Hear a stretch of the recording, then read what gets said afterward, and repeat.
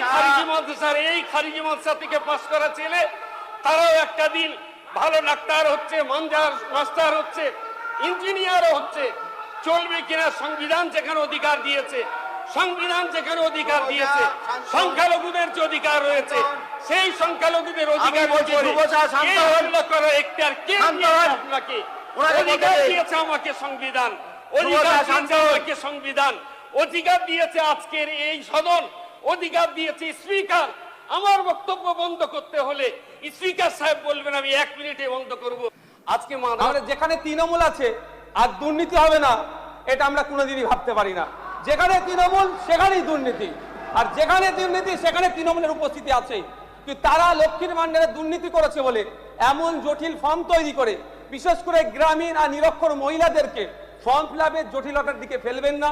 আমি অনুরোধ করব মাননীয় অর্থমন্ত্রীর কাছে, বুথ স্তরে, পঞ্চায়েত স্তরে, ওয়ার্ড স্তরে সরকারি কর্মচারীদেরকে দিয়ে ভেরিফিকেশন করে দ্রুততার সাথে এই অন্নপূর্ণা ভান্ডারের তাদের যাতে প্রকল্পের মধ্যে আসে তার ব্যবস্থা করা হোক। হ্যাঁ, এই নির্দেশনা দিক সরকারের পক্ষ থেকে। যারা ভেরিফিকেশন করার দায়িত্ব নেবে তাদের এন্ড থেকে যদি কোনো গোলযোগ হয় তার রেসপন্সিবিলিটি তারা নেবে। দর্শক, মাদ্রাসায় যে লেখাপড়া হয় না, মাদ্রাসার স্টুডেন্টরা কোনো সরকারি চাকরি করার মতো যোগ্যতা থাকে না, এই কথা শুভেন্দু অধিকারীকে বলার অধিকার কে দিয়েছে? শুভেন্দু অধিকারী কেন বললেন? তিনি মুখ্যমন্ত্রী হয়েছেন তো কি হয়েছে? তিনি কি আইনের ঊর্ধ্বে, সংবিধানের ঊর্ধ্বে? তিনি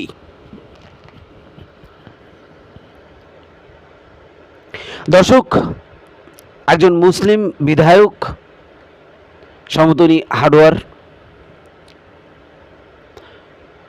তো উনি যখন বলতেছিলেন খুব সুন্দর করে, নম্র ভদ্র বিনয়ের সাথে বলতেছিলেন যে আমাদের মাদ্রাসাগুলোতে আপনি আসুন, মুখ্যমন্ত্রী বা অন্যান্য মন্ত্রীদেরকে বলেছেন যে আপনারা আসুন, আমাদের এখানে কি কি লেখাপড়া হয়, এখানে বাংলা লেখাপড়া হয়, ইংরেজি লেখাপড়া হয়।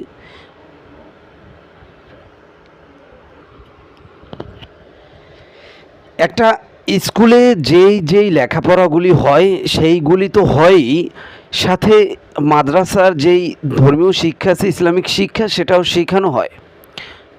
এই কথা উনি বলতে দেরি ওই দিক থেকে ওই যে হিন্দু ধর্মের কিছু কুকুর মার্কা বিধায়ক রয়েছে, তারা ঘেউ ঘেউ ঘেউ ঘেউ করে উঠেছেন। কেন? উনি কি কাউকে গালি দিয়েছেন? উনি তো বলেছেন যে আপনারা আসুন, আপনারা দেখুন। উনি তো বিনয়ের সাথে বলেছে, সংবিধান কি ওনাদেরকে থাকার জায়গা দিচ্ছে না? সংবিধান তো ওনাদেরকে ওখানে রাখার অধিকার দিয়েছেন, তো তাদের অধিকার কেড়ে নিয়ে আপনি কে হনু? বিচিতে গুলি করে দেওয়া উচিত, বিচিতে, একদম বিচিতে গুলি করে দেওয়া উচিত। শুভেন্দু অধিকারী এই কথা কিভাবে বলে যে মাদ্রাসাতে লেখাপড়া করা হয় না, মাদ্রাসাগুলি গিয়ে বন্ধ করে দেওয়া হবে আস্তে আস্তে, সবাই স্কুলে আপনাদের বাচ্চাদেরকে ভর্তি করান? কেন বলবেন? ইসলাম শিক্ষায় কি শিক্ষিত হবেন না? আপনাদের ধর্মটা, হিন্দু ধর্ম যেমন প্রাচীর ভারতবর্ষের জন্য, সেরকম ওখানে মুসলিম ধর্ম ছিল, আর সেটির প্রমাণ তো রয়েছেন ভারতের বিভিন্ন জায়গায়।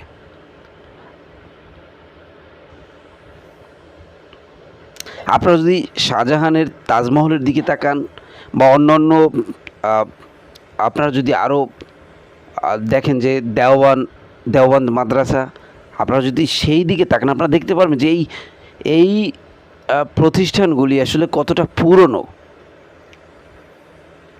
তো মুসলিমরা তো এখানে অনেক আগে থেকেই থাকে, এখন তাদের উপরে নতুন করে নির্যাতন নিপীড়ন কেন? আর বিধানসভা এমন একটি জায়গা যেখানে কথা বলা যায় মন খুলে, যেখানে কারো হুমকি ধামকি কেউ ভয় পায় না। বাইরে যেমন মেরে ফেলার সুযোগ আছে, কিন্তু বিধানসভায় তো মেরে ফেলার সুযোগ নেই। তারপর আমার মনে হয় যে ওই মারতে পারলেই ভালো হতো। ওই যে ঘেউ ঘেউ করে উঠেছিলেন না বিজেপির কিছু চামচা, তো ওরা মনে হচ্ছিল যে ওই মুসলিম বিধায়ককে মেরে ফেলবে, এমন অবস্থা। আর নওশাদ সিদ্দিকী তো সেই নওশাদ সিদ্দিকী আজকে বিধানসভায় গিয়ে গতকাল দেখলাম শুভেন্দু অধিকারীর এক ভাব গুণগান গাইতেছে। আমার মনে হয় নওশাদ সিদ্দিকী পার্টি একটা মারবে। আমি নওশাদ সিদ্দিকীকে খুব ভালো ভাবছিলাম। আমার মনে হয় আমি এমনটি বলছিলাম যে নওশাদ সিদ্দিকী যদি বিজেপির চামচামি চাটুকারিতা না করে তাহলে নওশাদ সিদ্দিকী একদিন এই বাংলার মুখ্যমন্ত্রী হতে পারবেন। কিন্তু নওশাদ সিদ্দিকী যেইভাবে দেখলাম যে শুভেন্দু অধিকারী এবং বিজেপির চাটুকারিতা করেছেন এবং তাদের প্রশংসা করেছেন, তাতে আমার মনে হয় নওশাদ সিদ্দিকী খুব পাল্টি মেরেছেন, অলরেডি পাল্টি মেরেছেন এবং সে ধ্বংস নিজের দেখবেন। এইভাবে যদি নওশাদ সিদ্দিকী যদি বিজেপির চামচামি করে তাহলে পরের বার আর বিধায়ক হতে পারবে না। এটা আপনারা লিখে রাখতে পারেন। দর্শক, যাই হোক, চলেন আমরা একটু ভিডিও দেখি এই লোকটি কি বিনয়ের সাথে কি বলছিলেন এবং বিজেপির কুকুররা ঘেউ ঘেউ করে উঠছিলেন। আমরা একটু সেই বিষয়টি দেখি। এই খারিজি মাদ্রাসা থেকে পাশ করা ছেলে তারাও একটা দিন ভালো ডাক্তার হচ্ছে, মাস্টার হচ্ছে, ইঞ্জিনিয়ারও হচ্ছে। চলবে কিনা সংবিধান যেখানে অধিকার দিয়েছে, সংখ্যালঘুদের যে অধিকার রয়েছে, সেই সংখ্যালঘুদের অধিকার করার এখতিয়ার কে দিয়েছে আপনাকে? অধিকার দিয়েছে আমাকে সংবিধান, অধিকার দিয়েছে আজকের এই সদন, অধিকার দিয়েছে স্পিকার। আমার বক্তব্য বন্ধ করতে হলে স্পিকার সাহেব বলবেন আমি 1 মিনিটে বন্ধ করব। আজকে মাদ্রাসা নিয়ে যে কথাগুলো উঠছে বারবার আমাদের শুনতে হয়। আমি অনুরোধ করছি, খুব বিনয়ের সঙ্গে আপনাদেরকে বলছি, মাদ্রাসা শিক্ষা কোনো নূতন নয়, এটা অনেক প্রাচীন শিক্ষা ব্যবস্থা। পশ্চিমবঙ্গে প্রথমত 2 ধরনের মাদ্রাসা আছে, একটা সরকারি সাহায্যপ্রাপ্ত আর একটা সরকারি সাহায্যপ্রাপ্ত নয়।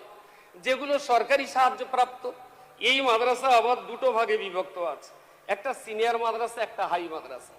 মনে রাখতে হবে এই মাদ্রাসাগুলোর নামই শুধু মাদ্রাসা, একেবারে হাই স্কুলের যাবতীয় সিলেবাস, বাংলা, ইংরাজি, অঙ্ক, ভূগোল, বিজ্ঞান, ইতিহাস সমস্ত সাবজেক্ট সেখানে পড়ানো হচ্ছে।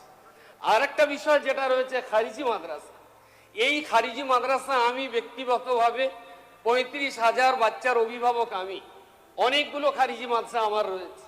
আমি মাননীয় মন্ত্রী মহোদয়কে অনুরোধ করছি, আমন্ত্রণ জানাচ্ছি, এই মাদ্রাসাগুলো কারা পড়ে প্রথমে ভাবতে হবে। কোন সমাজ থেকে তারা উঠে আসে, কত গরিব জায়গা থেকে তারা উঠে আসে, এবং তারা খারিজি মাদ্রাসায় পড়ে বলে এই নয় যে তারা কোনো সরকারি স্কুলের সঙ্গে তাদের সংযুক্ত নেই। তাদের থাকা খাওয়ার যাবতীয় ব্যবস্থা আমাদের করতে হয়। পাশাপাশি তারা কাছাকাছি কোনো না কোনো প্রাইমারি স্কুল, কোনো না কোনো হাই স্কুল, কোনো না কোনো সিনিয়র মাদ্রাসা, কোনো না কোনো হাই মাদ্রাসার সঙ্গে তাদের অবশ্যই টাই আপ রেখে, অবশ্যই তাদেরকে টাই আপ করেই আপনি জানবেন। এটা কিন্তু এটা বলছেন এখানে মাননীয় স্পিকার সাহেব কিন্তু বলেছেন যেটা গোটা দুনিয়া দেখছে, লাইভ চলছে। যত চিৎকার চেঁচামেচি করবেন ততই কিন্তু আমাদের সম্মান নষ্ট হবে, পশ্চিমবঙ্গ বিধানসভার সম্মান নষ্ট হবে। মাননীয় সদস্য হবে ডাক্তার ইঞ্জিনিয়ার সবই তৈরি হবে। আমি মাননীয় মন্ত্রীকে অনুরোধ করছি, মাননীয় মন্ত্রীর কাছে আমি বিনয়ের সঙ্গে দাবি করছি, আপনি আসুন, এই প্রতিষ্ঠানগুলো দেখুন। বাংলা, ইংরেজি, অঙ্ক, ভূগোল, বিজ্ঞান, ইতিহাস সমস্ত কিছু আমরা পড়ানোর পরেও কেন এই কথা আমাদের শুনতে হবে, কেন এই কথা আমাদের বলতে হবে? সমস্ত শিক্ষা ব্যবস্থার সঙ্গে আমাদের শিক্ষা ব্যবস্থা এই খারিজি মাদ্রাসা থেকে পাশ করা ছেলে তারাও একটা দিন ভালো ডাক্তার হচ্ছে, মাস্টার হচ্ছে, ইঞ্জিনিয়ারও হচ্ছে। চলবে কিনা সংবিধান যেখানে অধিকার দিয়েছে, সংখ্যালঘুদের যে অধিকার রয়েছে, সেই সংখ্যালঘুদের অধিকার করার এখতিয়ার কে দিয়েছে আপনাকে? অধিকার দিয়েছে আমাকে সংবিধান, অধিকার দিয়েছে আজকের এই সদন, অধিকার দিয়েছে স্পিকার। আমার বক্তব্য বন্ধ করতে হলে স্পিকার সাহেব বলবেন আমি 1 মিনিটে বন্ধ করব। স্যার, আপনাকে অনেক অনেক ধন্যবাদ জানিয়ে আমার বক্তব্য আমি শেষ করছি। আপনার সময় শেষ হয়েছে। অসংখ্য ধন্যবাদ আপনাকে এবং সদরে যারা আছেন তাদেরকে আমি আন্তরিক শ্রদ্ধা নিবেদন করছি। আমি হাড়োয়া বিধানসভা থেকে নির্বাচিত বিধায়ক, তো হাড়োয়াবাসীর প্রতি আমার আন্তরিক শ্রদ্ধা ভালোবাসা স্নেহ জ্ঞাপন করছি। বাজেট নিয়ে বলবার মতো ঠিক উপযুক্ত পড়াশোনা আমার নয়, যেহেতু আমি ইকোনমিক্সের স্টুডেন্ট নই। তো বাজেট নিয়ে মন্তব্য করতে গেলে, চর্চা করতে গেলে ঠিক ততটা পড়াশুনো না থাকার কারণেও আজ কয়েকদিন ধরে এখানে যে সমস্ত যোগ্য এবং বিজ্ঞ মানুষেরা যারা বাজেটের উপরে আলোচনা করেছেন, তাদের অনেকের বক্তব্যের মধ্য দিয়ে আমি অনেকটাই সমৃদ্ধশীল।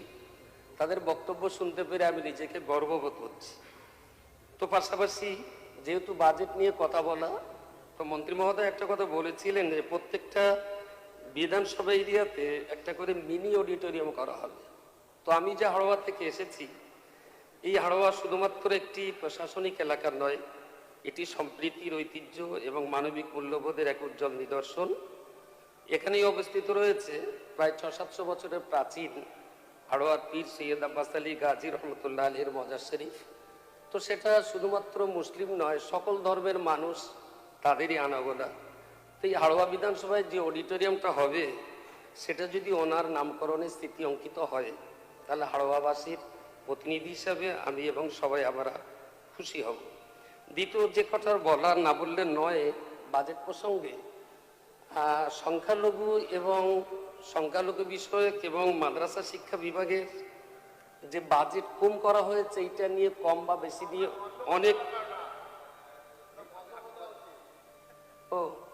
অনেকে বলছেন যে ওটা বন্ধ হওয়া উচিত। তো যদি সেটা তাই হয়, তাহলে তো এবারের বাজেট করার আগেই তো এটা করলে ভালো ছিল। বাজেটে যখন রয়েই গেছে এবং এর যখন মন্ত্রী আছে, আমাকে একটু বলতে দিন প্লিজ, এর যখন আমাদের মন্ত্রী সাহেব এখানে রয়েছেন, তো আমি তাকে অনুরোধ করছি 2165.42 কোটি টাকা যেটা এই বাজেটে পাস হয়েছে, বাজেট বেশি হলেই যে উন্নতি হবে আর বাজেট কম হলে যে উন্নতি মোটেই হবে না, আমি তা বিশ্বাস করি না। আমি বিশ্বাস করি আসলে যদি কারোর উন্নয়নের সদিচ্ছা থাকে, অল্প বাজেটের মধ্য দিয়েও উন্নয়ন ঘটানো যায়। আমাদেরকে বুঝতে হবে একটা জিনিস, আমার এই পূর্ণাঙ্গ দেহটা, আমি ভালোই আছি, সুস্থ আছি, ভালো আছি, কিন্তু আমার এই দেহের 65 কিলো দেহের ভিতরে সামান্য একটা আঙুলের আগায় যদি কোনো ঘা হয়, যদি কেটে যায়, আমাদের বুঝতে হবে যে গোটা দেহটাই কিন্তু অস্থির হয়ে যায়। সুতরাং পশ্চিমবঙ্গের কম বেশি 9 কোটি মানুষ, ভারতবর্ষের আমরা 140 কোটি মানুষ, এই বাউন্ডারিতে আমরা যারা বসবাস করছি, আমাদের সবাই যদি সুস্থ থাকে, তাহলে আমাদের দেশ, আমাদের বাংলা সবটাই সুস্থ থাকবে। এই একই রাজ্যে, একই দেশের কেউ সুস্থ আর কেউ অসুস্থ এমন যদি হয়, তাহলে সুনিশ্চিত করে ভাবতেই হবে যে আমরা কেউই সুস্থ নই। সুতরাং আমি, মন্ত্রী মহোদয় এখানে রয়েছেন, আমি তার দৃষ্টি আকর্ষণ করে শুধু এতটুকুই কথা বলতে চাইছি যে একটা সুস্থ দেহ রাখার জন্য সংখ্যালঘু মানেই অনেকে মনে করেন যে শুধু মুসলিম, এটা নয়।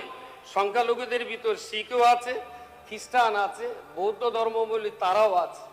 সংখ্যালঘুদের জন্য যতটুকু অতিরিক্ত পাস হয়েছে, আমি মনে করি, আমি বিশ্বাস করি সকলের জন্য সমানভাবে এই অর্থ যাতে খরচ করা হয় এবং সর্বোপরি উন্নয়নের জন্য, উন্নয়নের চোখ দিয়ে একটু সদিচ্ছা থাকাটার প্রয়োজন বলে আমি সদিচ্ছার দৃষ্টি আকর্ষণ কামনা করছি। মাননীয় স্পিকার, আজকে মাদ্রাসা নিয়ে যে কথাগুলো উঠছে বারবার আমাদের শুনতে হয়, আমি অনুরোধ করছি, খুব বিনয়ের সঙ্গে আপনাদেরকে বলছি, মাদ্রাসা শিক্ষা কোনো নূতন নয়, এটা অনেক প্রাচীন শিক্ষা ব্যবস্থা।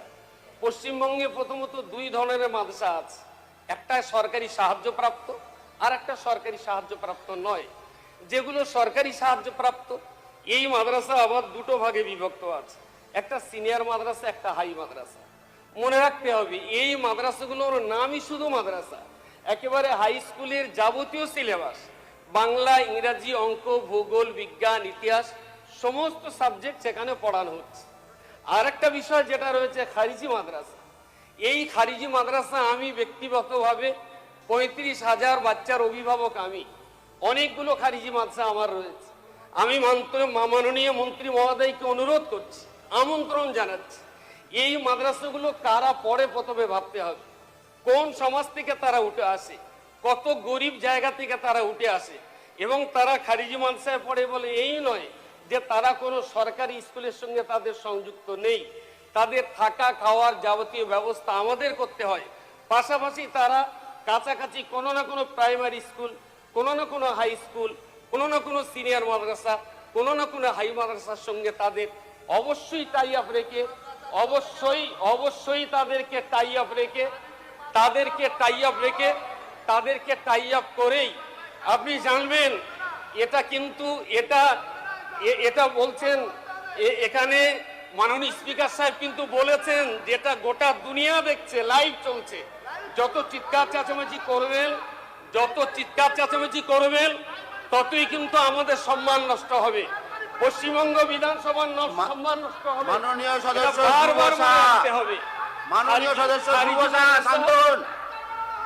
ডাক্তার ইঞ্জিনিয়ার সবই তৈরি হবে। আপনার- আমি মাননীয় মন্ত্রীকে অনুরোধ করছি, মাননীয় মন্ত্রীর কাছে ধ্রুব আমি সাহা। বিনয়ের সঙ্গে দাবি করছি, আপনি আসুন এই প্রতিষ্ঠানগুলো দেখুন। বাংলা, ইংরেজি, অঙ্ক, ভূগোল, বিজ্ঞান, ইতিহাস সমস্ত কিছু আমরা পড়ানোর পরেও কেন এই কথা আমাদের শুনতে হবে, কেন এই কথা আমাদের বলতে হবে? সমস্ত শিক্ষা ব্যবস্থার সঙ্গে আমাদের শিক্ষা ব্যবস্থা এই খারিজি মাদ্রাসা থেকে পাশ করা ছেলে তারাও একটা দিন ভালো ডাক্তার হচ্ছে, মাস্টার হচ্ছে, ইঞ্জিনিয়ারও হচ্ছে। চলবে কিনা? সংবিধান যেখানে অধিকার দিয়েছে, সংখ্যালঘুদের যে অধিকার রয়েছে, সেই সংখ্যালঘুদের অধিকার বলছি, ধ্রুব সাহা, শান্ত হন। শান্ত হন। আপনাকে ওনাকে বলতে অধিকার দিন। দিয়েছে আমাকে সংবিধান, ধ্রুব সাহা, শান্ত হন। অধিকার দিয়েছে আজকের এই সদন, অধিকার দিয়েছে স্পিকার। আমার বক্তব্য বন্ধ করতে হলে স্পিকার সাহেব বলবেন আমি 1 মিনিটে বন্ধ করব। স্যার, আপনাকে অনেক অনেক ধন্যবাদ জানিয়ে আমার বক্তব্য আমি শেষ